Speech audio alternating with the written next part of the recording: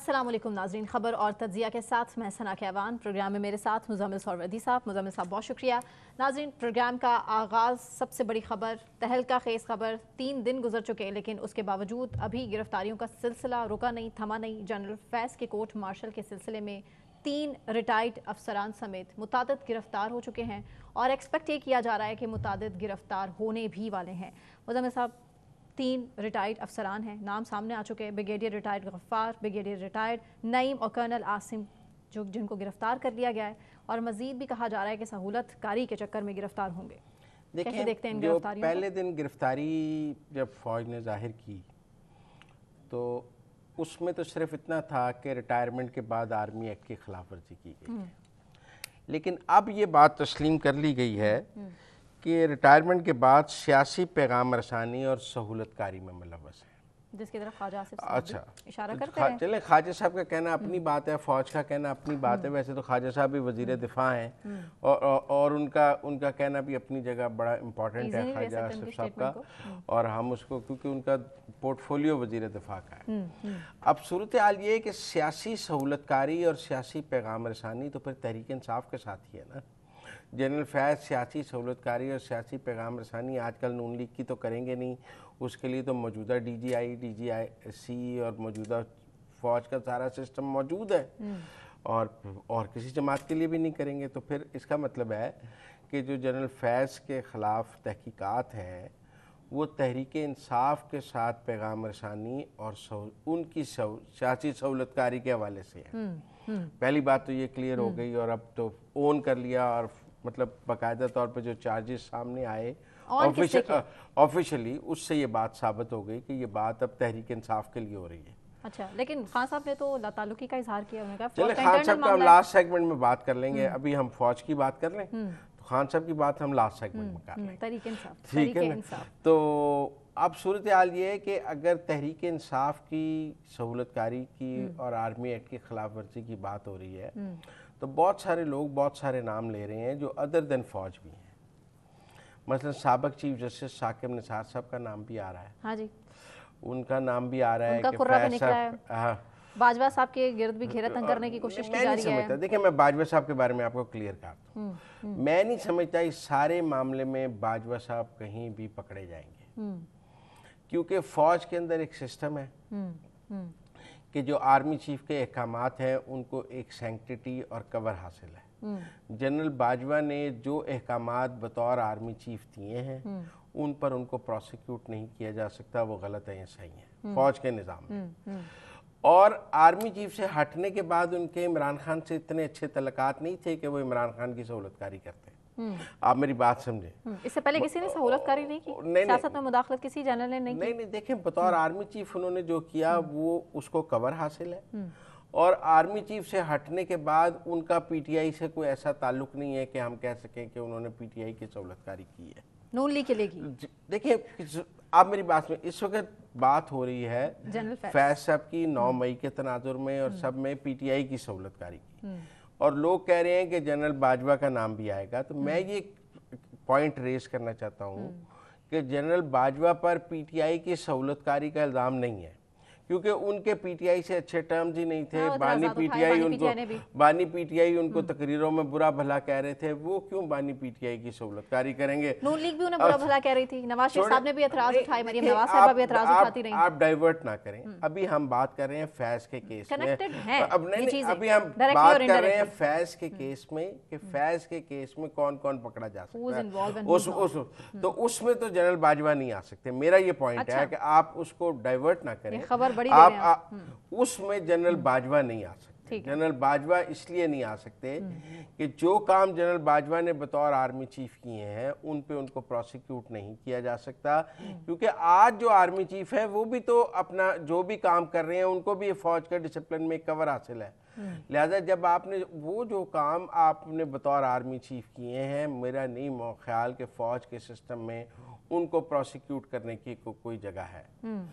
लिहाजा जनरल बाजवा का कोई जिक्र नहीं, जनरल बाजवा का इस तफ्तीश से कोई ताल्लुक नहीं, तहकीक से कोई ताल्लुक नहीं, और मुझे नहीं लगता कि जनरल बाजवा किसी स्टेज पर भी जो लोग कह रहे हैं ना उनको हाउस अरेस्ट कर दिया गया, ये ऐसा कुछ मुमकिन नहीं। अच्छा, करप्शन की कोई इल्जामात नहीं है उन पर?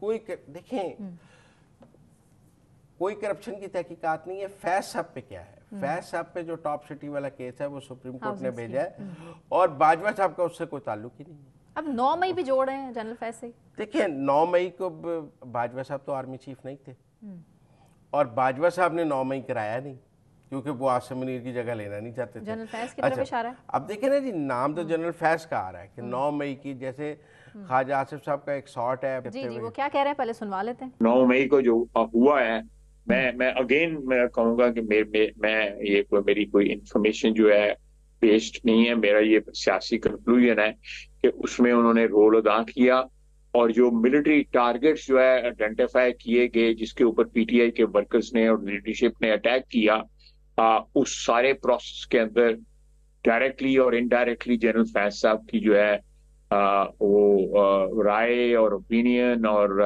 उसके बेस्ड जो थी डिसीजन मेकिंग वो उसके वो हिस्सा है। लेकिन अब वो वजीर दिफा है, मेरा नहीं ख्याल वो कोई लूज बात कर सकेंगे इस तो वक्त। हर गुजरते दिन एक नया इंकशाफ कर देते हैं। तो वो बाजवा साहब के सुसर के घर की मीटिंग, सर वो तो देखिए माजी है, आप मेरी बात समझें, वो सबको पता था, वो कोई ऐसी बात नहीं। सवाल ये था कि 9 मई में, इसका मतलब है आज भी जो लोग पकड़े गए हैं, और सबसे इम्पोर्टेंट बात उन्होंने कही है कि इन सब का ताल्लुक चकवाल से है और जनरल फैज साहब का ताल्लुक भी चकवाल से है। इसका मतलब है जनरल फैज अपने जो करीबी अफसरान उनके आईएसआई में रहे, उनके ज़रिए आईएसआई के मुकाबले पे एक पैरेलल सेल चला रहे थे। जो हमें बात अब समझ आती है वो ये है कि जनरल फैज एक अपना पैरेलल इंटेलिजेंस सेल चला रहे थे जिसमें उनके जो ट्रस्टेड माजी के इंटेलिजेंस अफसरान थे वो मौजूद थे और वो अपनी पैरेलल इंटेलिजेंस एक मुल्क के अंदर चला रहे थे आईएसआई के मुकाबले पे, आईबी के मुकाबले पे। अब कहा जाता है ना कि जी सुप्रीम कोर्ट के जजेस के साथ भी सहूलतकारी राब्ते थे और ये जो मखसूस नशिस्तों वाले की जजों के साथ राब्तों की भी बात हो रही है कि उसमें भी फैज साहब और उनके अफसरान जाके उन जजेस को भी मिलते रहे। और फिर साकिब निसार साहब का भी बहुत नाम आ रहा है कि साकिब निसार साहब भी इस ग्रेट गेम का हिस्सा रहे हैं और उनका भी बहुत राब्ता जनरल फैज से रहा। तो ये मुझे लगता है कि एक parallel state with in state वाली बात है। वो कहते हैं रियासत के अंदर रियासत बनाकर जनरल फैज जो है वो चला रहे थे, जिस नेटवर्क को ब्रेक किया गया है, मेरा ख्याल है उन्होंने एक पैरेलल अपना इंटेलिजेंस विंग बना लिया। उस वक्त फौज को इल्म नहीं था इस हकीकत का कि क्या कर रहे हैं जनरल फैज?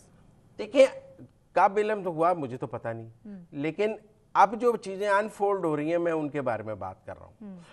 मुझे क्या पता था या नहीं था, आंखें बंद की हुई थी, फौज ने सरफे नज़र किया हुआ था या फौज को अभी हकीकत पता चली, इस सारे पे तो मैं राय नहीं देना चाहता। मतलब बड़ा वैलिड क्वेश्चन है आपका कि क्या पहले से नहीं पता था ये सब कुछ हो रहा है, और क्या पहले आपने देखे ना जी फैज़ाबाद धरना कमीशन में भी जनरल फैज को बचाया गया। आप सुप्रीम कोर्ट के उसमें जनरल फैज को जीएसक्यू ने सेव किया। अब उस बारे में ये कहा जाता है कि जो फैजाबाद धरना में जो जनरल फैज का रोल था वो आर्मी डिसिप्लिन में था, उस वक्त के आर्मी चीफ की मर्जी से था, लिहाजा वो तमाम काम जनरल फैज ने जो उस वक्त के आर्मी चीफ की मर्जी से किए हैं उन पे उनको प्रोसिक्यूट नहीं किया जाएगा, क्योंकि आज के अफसरान भी अपने आर्मी चीफ को ओबे कर रहे हैं और जनरल फैज ने भी अपने आर्मी चीफ को ओबे किया। सवाल कहाँ है? सवाल उन कामों का है कि जब उन्होंने जो काम उन्होंने आर्मी चीफ की मर्जी के बगैर किए, इंडिपेंडेंट ऑपरेशंस किए जिनके लिए उनको फौज की बहैसियत इदारा इजाज़त नहीं थी, और वो काम जो उन्होंने रिटायरमेंट के बाद किए। मतलब टॉप सिटी वाले में जनरल बाजवा का मौक़िफ़ है कि मुझे नहीं पता, ना उनकी इन्वॉल्वमेंट है। तो इसलिए मेरा ये ख्याल है कि ये एक state with in state, intelligence with in intelligence wing और एक पैरेलल इंटेलिजेंस नेटवर्क चलाने का केस है। ये कोई केस ऐसा नहीं है कि आप कहें कि आप कह रहे हैं कि उन्होंने रियासत के अंदर अपनी रियासत बना ली, आईएसआई के मुकाबले पे अपना एक नेटवर्क बना लिया और उसके ज़रिए वो पाकिस्तान का पॉलिटिकल स्क्रिप्ट और नेशनल स्क्रिप्ट लिखने की कोशिश कर रहे थे और लोग कंफ्यूज थे। देखिए ना जी, जो रिटायर्ड आईएसआई अफसरान हैं वो अब भी लोगों के पास जाके कहते होंगे कि हम आईएसआई की तरफ से ही आए हैं और ये मैसेज है, तो कंफ्यूज हो जाते होंगे। नए अफसर कुछ कह रहा है, पुराना अफसर कुछ कह रहा है। आप मेरी बात समझिए ना, दो मैसेज आने लग गए ना आईएसआई से कि एक ये जो आप ब्रिगेडियर गजनफर साहब, कर्नल आसिम साहब, ब्रिगेडियर गफ़ार साहब और ब्रिगेडियर नईम साहब मैसेज देते होंगे, और ये फैज साहब के दौर में भी लोगों को मैसेज देते होंगे जब फैज साहब डीजी आए थे। तो तब भी वो आईएसआई का बन के ही मैसेज देते होंगे, तो आज भी वो आईएसआई का बन के ही बात कर रहे होंगे। तो इसलिए मेरे ख्याल में एक कन्फ्यूजन भी जो है वो क्रिएट थी कि दो आईएसआई काम कर रही हैं। जैसे बाजवा साहब के मामले में भी कन्फ्यूजन थी कि डबल क्रॉस कर रहे हैं।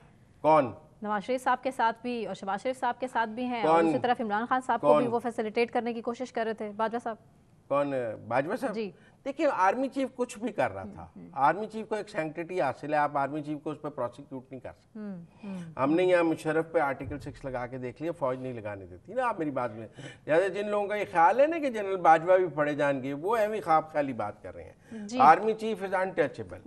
जनरल फैज ने फौज के सिस्टम को चैलेंज किया है। जनरल बाजवा ने तो फौज के सिस्टम को चैलेंज नहीं किया, वो तो रिटायरमेंट के बाद घर बैठे हैं। उन्होंने तो कोई पैरेलल नेटवर्क नहीं चलाना शुरू किया एक साबिक आर्मी चीफ के तौर पे। जनरल फैज चला रहे थे, और जो जनरल फैज और तहरीक इंसाफ की कुर्बत है वो जनरल बाजवा और तहरीक इंसाफ की कुर्बत तो नहीं है, उनकी तो दुश्मनी है। जनरल बाजवा वो आखिरी आदमी होंगे जो ये चाहेंगे कि इमरान खान दोबारा इक़्तिदार में आ जाए। आसिम मुनीर से भी ज्यादा इमरान खान के खिलाफ होंगे मेरे ख्याल में जनरल बाजवा। तो इसलिए मेरे ख्याल में मोहम्मद जुबैर साहब भी, वो भी कुछ अलग से इंकशाफ कर रहे हैं। देखिए, मैं आर्मी चीफ की पॉलिटिकल रोल की बात नहीं कर रहा, आज के माजी के हम बात कर रहे हैं, फैज साहब की बात कर रहे हैं, फैज साहब की बात कर रहे हैं जनरल फैज के हवाले से। तो देखिए, जनरल फैज ने जो काम जनरल बाजवा के लिए बतौर DGISI किए हैं, उनको मुकम्मल तहफ़्फ़ुज़ हासिल है, उन पर उनके खिलाफ कोई कार्रवाई नहीं हो रही। अगर किसी का ये ख्याल है ना कि जनरल फैज के ऊपर नवाज शरीफ को नाअहल करने के ऊपर कार्रवाई होगी, या जनरल फैज के ऊपर कुछ और करने, शौकत सिद्दीकी वाले केस में कार्रवाई होगी, नहीं। हर वो काम जो जनरल फैज ने उस वक़्त के आर्मी चीफ या आर्मी डिसिप्लिन के अंदर रह के आर्मी की पॉलिसी के तहत किया है, उस पे उनको प्रोसिक्यूट नहीं किया जाएगा। वो आर्मी का अपना डिसिप्लिन है। आज का DGI भी कर रहा है, आज का DGC भी कर रहा है, आज का आर्मी चीफ भी कह रहा है, तो फिर तो ऐसे नहीं होगा। ठीक है। सिर्फ उन अमाल की बात है जिसमें वो आर्मी के डिसिप्लिन से बाहर निकल के उन्होंने खेल खेला है, क्रीज से निकल कर खेला। बड़ी लंबी लिस्ट आती है मुज़म्मिल साहब, इसमें तो फिर बड़ी लंबी लिस्ट आती है। लेकिन सवाल ये पैदा होता है कि जनरल फैज ही क्यों? हाँ, सियासत का मरकज फिलहाल इमरान खान साहब हैं। अगले टॉपिक पे भी मैं आपको जनरल फैज क्यों, लेकिन जी जनरल ज़हीरुल इस्लाम भी बहुत पॉलिटिकल DGISI रहे, जनरल हमीद गुल बहुत पॉलिटिकल DGISI रहे, जनरल पाशा बहुत पॉलिटिकल DGISI रहे। आप मेरी बात समझें, ये सब जनरल नवीद मुख्तार DGISI रहे, ये सब जब DGISI के उद्दे से हट गए, इन्होंने खुद को ऑफ कलर कर लिया। ये नए DGISI के लिए चैलेंज नहीं बने। आप मेरी बात समझे, ये जब रिटायर होके घर गए, ये तो एक्टिव रहे। इन्होंने सब ने रिटायरमेंट के बाद अपनी अगली जिंदगी देखी। इन्होंने अपने मदर इंस्टीट्यूशन को चैलेंज नहीं किया, उसमें इंटरवीन नहीं किया।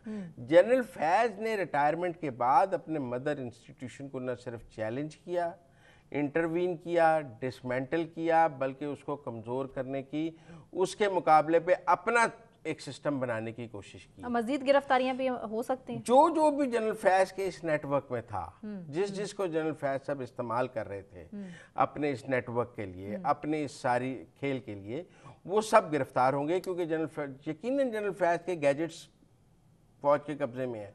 वो जिससे भी बात कर रहे होंगे, जिससे भी जो भी गैजेट्स यूज कर रहे होंगे, वो तो अब सारी तलाशी हो गई होगी, को खुफिया मोबाइल भी बरामद हो गए हैं, सब कुछ हो गया। तो उनका जिससे भी कम्युनिकेशन नेटवर्क निकलता जा रहा है, वो पकड़ा जा रहा है। अब जनरल फैज साहब तक कैसे पहुंचेंगे? कुछ लोग कहते हैं रऊफ हसन साहब ने पहुंचाया, ये भी कहते हैं कि जी रऊफ हसन साहब ने कहा कि जी फैज साहब ये करते हैं। आपको लगता है ऐसा हो सकता है?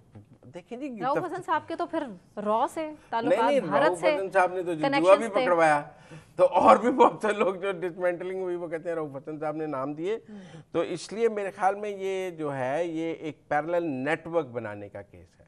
ठीक है, एक और नेटवर्क भी पकड़ा गया है मेरे ख्याल से। हम वो अगले एपिसोड में बात कर लेंगे। ब्रेक का वक्त हुआ है, ब्रेक से वापस आएंगे तो कंटिन्यू करेंगे। हमारे साथ रहिए।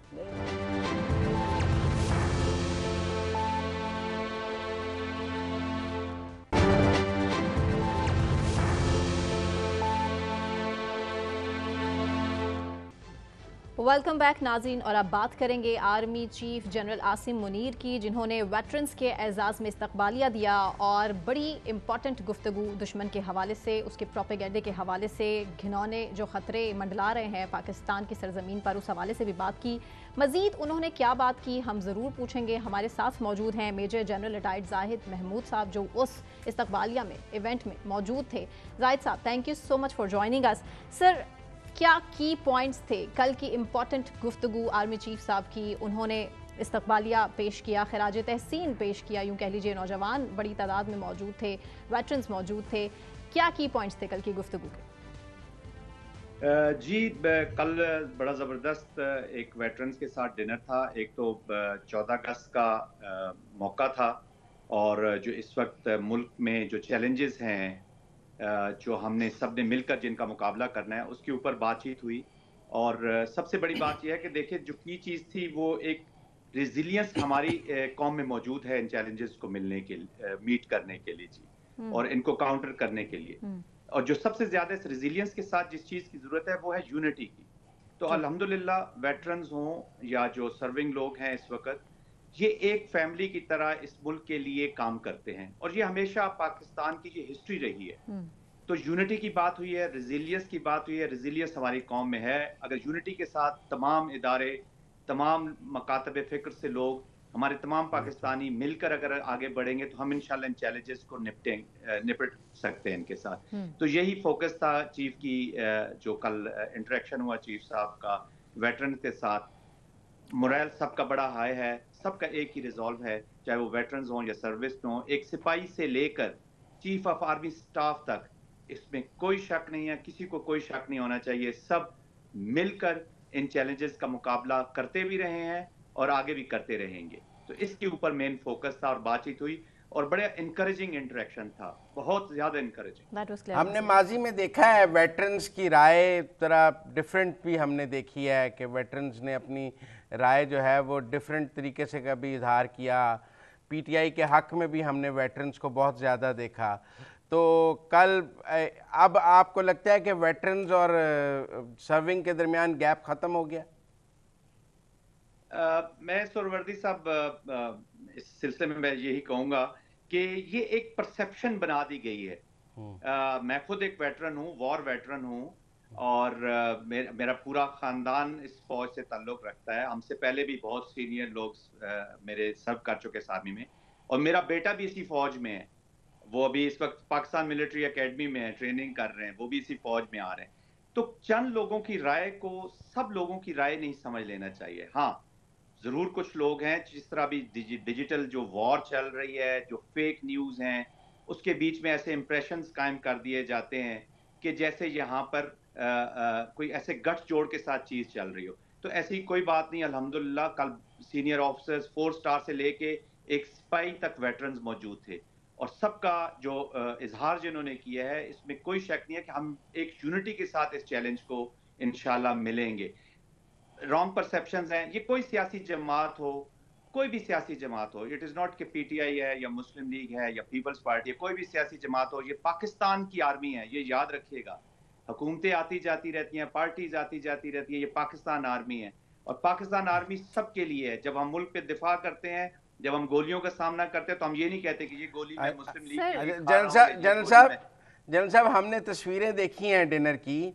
जनरल क्यानी भी हैं, जनरल रहील शरीफ भी हैं, सब ने जनरल बाजवा को बहुत मिस किया है कि वो नहीं थे। उसकी क्या वजह है? वो मेरा ख्याल में, मुझे टू बी वेरी ऑनेस्ट, मुझे I have no personal information, लेकिन वो अपनी जाती मसरूफियात की वजह से शायद इसमें शामिल ना हो सके हों। लेकिन जनरल बाजवा के बारे में मैं आपको बड़े यकीन से बता दूं कि वो यहीं पे हैं, हमारे साथ ही हैं, और हम मेरी जहाँ पे मैं नमाज पढ़ने जाता हूँ जुमे के दिन हमारी मुलाकात भी होती है। तो ही इज मेरी जाती वजूहात की वजह से वो ना आ सके, मैंने इसका किसी से पता तो नहीं किया। लेकिन कोई ऐसी बात नहीं है, ये मैं आपको बता दीजिए। एक बार वो कहते हैं ना कि जिस बात का जिक्र सारे फसाने में, वो बात हुई कि ना हुई, कि मेरा मतलब है कि इस वक्त तो जिक्र तो जनरल फैज की गिरफ्तारी का था। वेटरन्स के डिनर में आर्मी चीफ से इस पर बात तो हुई होगी आप वेटरन्स की, कि एक रिटायर्ड डीजी ISI को पकड़ा गया है, वेटरन्स ने बात तो की होगी। देखिए सुरवर्दी साहब, मैंने अब तकरीबन 35 36 साल इस फौज में नौकरी की है, सर्विस की है। फौज का एक इंटरनल सिस्टम है, खुद एहतसाबी का भी और सजा और जजा का भी। और ये नहीं है कि जनरल फैज की गिरफ्तारी कोई पहला वाकया नहीं है। पाकिस्तान आर्मी के सीनियर ऑफिसर से लेके जूनियर तक सबकी गिरफ्तारियां होती रही हैं। और चीज ये हमारा इंटरनल सिस्टम इतना ट्रांसपेरेंट और इतना जस्टिस के साथ काम करता है कि हमें जरूरत ही नहीं पड़ती ऐसी बातों पर, ऐसी चीजों पर डिस्कशन करने की। उसके इम्पैक्ट जरूर होते हैं, उसको हम एनालाइज करते रहते हैं, लेकिन ऐसी डिस्कशन इसलिए हम नहीं करते क्योंकि हमें यकीन होता है कि हमारा फौज का अपना सिस्टम इतना सॉलिड और स्ट्रांग है कि वो जस्टिस डिस्पेंस करता है। तो इसलिए इसके ऊपर इतनी ज्यादा बातचीत नहीं हुई। हम तो बाहर से ऐसे ही देख रहे हैं कि इस गिरफ्तारी के बाद उन्होंने वेटरन्स का डिनर किया है, तो उन्होंने वेटरन्स को एतमाद में लिया होगा इस गिरफ्तारी के हवाले से, ताकि कोई शकूक शुबात और कोई भाम है तो वो दूर किया जा सके। हमें तो इस डिनर की टाइमिंग से ऐसे ही नज़र आया कि इस गिरफ्तारी के बाद डिनर हुआ है, तो लिहाजा उन्होंने एतमाद में लिया होगा आप सबको, कुछ सिचुएशन क्लियर की होगी। नहीं, ये ऐसी कोई बात नहीं है। ये एक इंस्टीट्यूशन है सुरवर्दी साहब, पाकिस्तान फौज एक इंस्टीट्यूशन है, इसका मैकेनिज्म है। हम जो वेटरन्स हैं, we have full faith in the present leadership, और हमारे जो लोग इस वक्त फौज को चला रहे हैं या जो सिस्टम को चला रहे हैं, जो स्टेट की हेल्प कर रहे हैं under the government, we have complete faith in them. उनके डिसीजंस आफ्टर ऑल एनालिसिस के बाद होते हैं, वो किसी नतीजे पर पहुंचते हैं तो तब इस तरह के फैसले किए जाते हैं। तो अगर हम वेटरन्स का फेथ इनके ऊपर ना हो तो फिर तो सारा चीज ही गड़बड़ हो जाती है। तो हम खुद इस सिस्टम के बीच में से निकले हैं, बाहर आए हैं। हमें पता है कि ये एक फर्द वाहिद की ख्वाहिश नहीं होती, ये institutionalise in the best interest of the state decision लिए जाते हैं। मैं इसके ऊपर फर्दर कमेंट इसलिए नहीं करना चाहता कि हमें फेथ है, और कल भी कोई ऐसी डिस्कशन नहीं हुई। इट वाज डिस्कशन हमारे और बड़े सीरियस चैलेंजेस हैं, और बड़े सीरियस चैलेंजेस हैं, उनके ऊपर फौज नंबर तो वेटरन्स को आर्मी चीफ ने कहा कि वेटरन्स जरा डिजिटल पर भी आए, अपने ट्विटर अकाउंट्स बनाएं, ये करें ताकि डिजिटल टेररिज्म की लड़ाई लड़ी जा सके। वेटरन्स बहुत ऑफ कलर नजर आ रहे हैं उसमें। नहीं, वो ऐसी कोई बात नहीं है। आई मीन डिजिटल जो टेररिज्म है वो अब सबके सामने है। हमारे पाकिस्तान में थोड़ा सा प्रॉब्लम ये है हम सबके साथ कि हम चीजों को एनालाइज नहीं करते, ये कहां से आ रहा है। देखिए, एक फोर्स नहीं है कि एक इंडिविजुअल या एक ग्रुप नहीं है, इट इज अ पूरा एक समझ ले कि एक रेड सिंडिकेट है जो पाकिस्तान के खिलाफ काम कर रहा है। तो वो छोटी सी चीजें, गलती कोताही हमारे अंदर से होती है और उसका पूरा फायदा हमारे दुश्मन उठाते हैं, वो उसके ऊपर बिल्ट ऑन करते हैं। लॉट ऑफ इकोनॉमिक्स फिर इन्वॉल्व हो जाती हैं, टेररिज्म को फाइनेंस किया जाता है। तो एक हाइब्रिड वॉर में एक नई शक्ल को उन्होंने इख्तियार कर ली है। तो हमें ये सोचने की जरूरत है कि ये कहां से आ रहा है। अब पिछले दिनों में एक यूट्यूब पे कुछ दिन पहले एक ऐसी खबर इसी गिरफ्तारी के सिलसिले में सुन रहा था, तो वो जो भी साहब थे, वो जिस तरीके से वो बता रहे थे कि जी वो फलां मीटिंग में था, ये था, कुछ ऐसे लोग जिनका मैं सोच भी नहीं सकता कि वो वहां बैठे, लगता है ऐसे जैसे उस ड्राइंग रूम में या उस मीटिंग में ये भी मौजूद थे। बहरहाल मैं किसी को गलत या सही नहीं कहता। आर्मी चीफ की बॉडी लैंग्वेज कैसी थी? टेंस लगे आपको? टेंस लगे? हालात की संगीनी की वजह से परेशानी उनके चेहरे पे, कोई टेंशन नजर आई आपको? पाकिस्तान फौज के सिपह सालार हैं सुरवर्दी साहब, वो टेंशन या परेशानी कभी अपने सिपह सालार के मुंह पे देखी नहीं है। अगर वो परेशान और टेंस लगेंगे तो पूरी फौज परेशान और टेंस हो जाती है। तो अल्हम्दुलिल्लाह जब नीयत साफ नीयत के साथ और एक अच्छी नीयत के साथ स्टेट के लिए जो भी लीडर काम कर रहा होगा वो कॉन्फिडेंट ही रहेगा। मुश्किल वक्त आते हैं, ये निकल जाएंगे। हमें यूनिटी के साथ सबको मिलकर आगे चलाना है सिलसिले को। पाकिस्तान ने रहना है, बहुत से इंडिविजुअल्स आएंगे चले जाएंगे, लेकिन अगर हमारी फौज मजबूत होगी तो पाकिस्तान मजबूत होगा। आपको इस डिनर का दावतनामा कब मिला? जी मुझे हमारा सिस्टम होता है, आज से कोई तकरीबन 10 दिन पहले हमारा सिस्टम शुरू हो जाता है, उसमें दावतनामे बांट दिए जाते हैं और हम लोग बड़ी खुशी से ऐसी दावत में जाते हैं। तो फिर ये तो गिरफ्तारी से पहले डिनर डिसाइडेड था या गिरफ्तारी के बाद डिसाइड हुआ? आई डोंट थिंक सो कि इसका कोई ताल्लुक इस गिरफ्तारी से। जैसे मैंने बताया, पाकिस्तान फौज एक सिस्टम से चलती है। जब फैसले सही चीज पर रखकर किए जाएं या फैसलों के बीच में इस तरह की डिसीजन किसी की जात के लिए नहीं है, ये कौम के लिए डिसीजन किए जाते हैं। कोई रिटायर्ड डीजी आईएसआई उसमें और मौजूद थे? जनरल पाशा, जनरल जहीरुल इस्लाम, नवीद मुख्तार, कोई रिटायर्ड डीजी आईएसआई थे इस डिनर में? बहुत से ऑफिसर्स थे क्योंकि वहां पे काफी लोग थे, तो मैंने तो खैर टू बी वेरी ऑनेस्ट कुछ लोग मौजूद भी थे, सीनियर ऑफिसर्स बहुत ज्यादा मौजूद थे। अब मुझे मेरी मुलाकात जाती तौर पे तो इनमें किसी के साथ नहीं हुई है, लेकिन फिर आईएसआई के अलावा भी मतलब आई मीन जिन्होंने जिस जिस कोर कमांडर्स थे, बहुत सीनियर ऑफिसर्स थे, 4 स्टार जनरल्स बहुत थे, तो सब ऑलमोस्ट एवरीवन वाज देयर जी, वहां पर मौजूद थे। सर, इदारे की यूनिटी की आपने बात की और कल की तकरीब में भी आर्मी चीफ साहब का एम्फोसिस एक इदारे की यूनिटी पर था। आपको नहीं लगता सियासत हो, अदलिया हो या दीगर इदारे, इख्तलाफ राय तो मौजूद होता है और इख्तलाफ राय होना ही किसी इदारे की खूबसूरती भी होता है अगर उसको इम्पोर्टेंस दी जाए? देखिए जी, इख्तलाफ राय ये लगता बाहर ऐसे है जैसे पाकिस्तान फौज में एक फर्दे वाहिद बैठे हैं और वो सब डिसीजन ले रहे हैं। यहाँ पर हर चीज डिबेट होती है, उसके उसके फॉर में भी आर्गुमेंट्स होते हैं, अगेंस्ट भी होते हैं, उसके प्लस माइनस को भी डिस्कस किया जाता है। यहाँ पे पूरा एक मैकेनिज्म है, सिस्टम है, और इदारे का और जो अवाम का राब्ता है या जो मुल्क के लिए इदारे का जो एक पोजीशन उसको पूरा डिस्कस किया जाता है। उसके बाद कंसेंसस के साथ एक डिसीजन पर पहुंचा जाता है।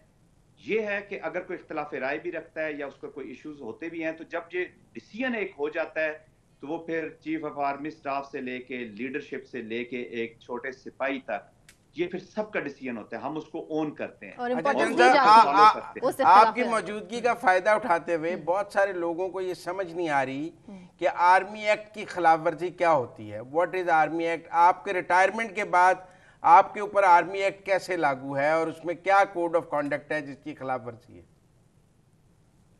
देखिए, ये आर्मी एक्ट तो हम रिटायर्ड होने के बाद भी हमारे ऊपर लागू ही रहता है।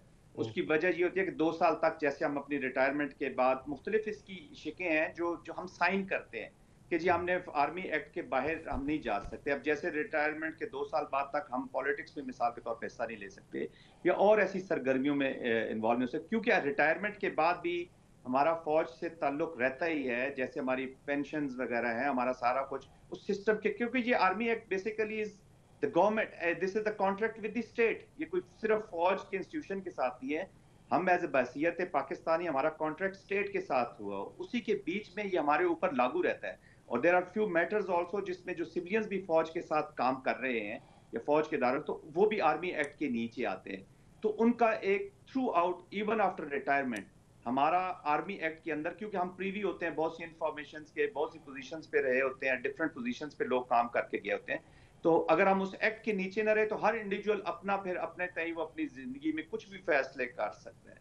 तो we are bound under this army act कि हम इसके बीच में रहते हुए after retirement also, once a soldier is always a soldier, तो रिटायरमेंट के बाद भी हमने बाउंड रहना होता है। वेटरन्स ने जो आपस में गुफ्तगू की उसमें भी जनरल फैज की गिरफ्तारी का जिक्र नहीं था। नहीं, ऐसा कोई जिक्र नहीं था। ये देखे 14 अगस्त का मौका था, खुशी का मौका था, रिव्यू करने का मौका था अपनी गलतियों कोताहियों को। फिर जो अरशद नदीम इतनी बड़ी खुशखबरी लेके आए हैं, हम इस 14 अगस्त के बीच में जरूरी है कि हम कंट्रोवर्सीज और ये जो प्रॉब्लम्स है, ऐसा तो नहीं हो सकता कि सियासत पर बात ना हुई। सर कुछ तो बात हुई होगी सियासत पर जो हम एक्चुअली सुनना चाह रहे हैं। करंट सिनेरियो पे कोई बात तो हुई होगी, डायरेक्टली और इनडायरेक्टली। मतलब इतने वेटरन्स, आर्मी चीफ, जनरल्स इकट्ठे हों, मुल्क के अहम मामलात पर, फौज की अहम बात पर बात ही ना हुई हो, वो आप कह नहीं बात पा रहे। समझ नहीं आती हमें। नहीं, ये देखिए, मैं जैसे फिर मैं वही रिपीट करूंगा कि ये मौका ऐसा था कि इसके ऊपर देखिए इंडिविजुअली सारे बातचीत करते होंगे, हर कोई उसको एनालाइज करता है, लेकिन मैंने फिर उसको रिपीट करूंगा कि लीडरशिप के बीच में इतना फेथ होता है कि हमें पता होता है कि ये कोई जाती एजेंडा नहीं है जिसको फॉलो किया जा रहा है, ये इन द बेस्ट इंटरेस्ट। असल में कई चीजें इंफॉर्मेशन लोगों तक पहुंचती नहीं है। इवन हम विद इन आर्मी आपके ना एक certain need to know basis पे नॉलेज जरूर होता है, लेकिन कई इंफॉर्मेशन हमारे पास पहुंचती नहीं है जिसकी वजह से हम गलत परसेप्शंस बना लेते हैं या उस तक एक्सेस नहीं होती। तो ये गलत परसेप्शंस बना लेना ये इदारे के लिए भी खतरनाक है और पाकिस्तान के लिए सबसे बड़ा खतरनाक है। एक चीज याद रखिएगा, कमजोर फौज होगी, इदारा कमजोर होगा, तो ये सफर पाकिस्तान ने करना है। तो कहते हैं इदारे में तकसीम है, there's a division in the चलिए मैं आसान लफ्जों में कहती हूँ कि कुछ लोग चाहते हैं कि तहरीक इंसाफ को सपोर्ट किया जाए, इमरान खान को सपोर्ट किया जाए। कोई देखे पॉलिटिक्स पाकिस्तान की आर्मी के बीच में जो लेवल्स हैं वहां पे पॉलिटिक्स और रिलीजन और इन चीजों पे बहुत कम डिस्कशन होती है। मैंने दोबारा रिपीट करता हूँ, पीटीआई हो, नून लीग हो, पीपल्स पार्टी हो, कोई भी पार्टी हो, वो पाकिस्तान की जब गवर्नमेंट में आ जाएगी तो पाकिस्तान फौज ने उसको सपोर्ट करना है। लोगों की विल के अगेंस्ट हम नहीं खड़े हो सकते, ये याद रखिएगा। तो कोई भी पार्टी हो, हमने इन पार्टियों में भी जान डाली है, ये फोर्सेस ऑफ ऑर्डर हैं, ये अच्छी रहेंगी, सब चलेगा तो पाकिस्तान भी चलेगा, फौज भी चलेगी, सब चलेगा। लेट्स सी, तो कमजोर फौज होगी, पाकिस्तान कमजोर होगा। Let's see. Thank you so much Zahid साहब, thank you so much for joining us. Sir break पर चले जाते हैं, ब्रेक से वापस आने के बाद हम कंटिन्यू करेंगे यहाँ से, हमारे साथ रहिए।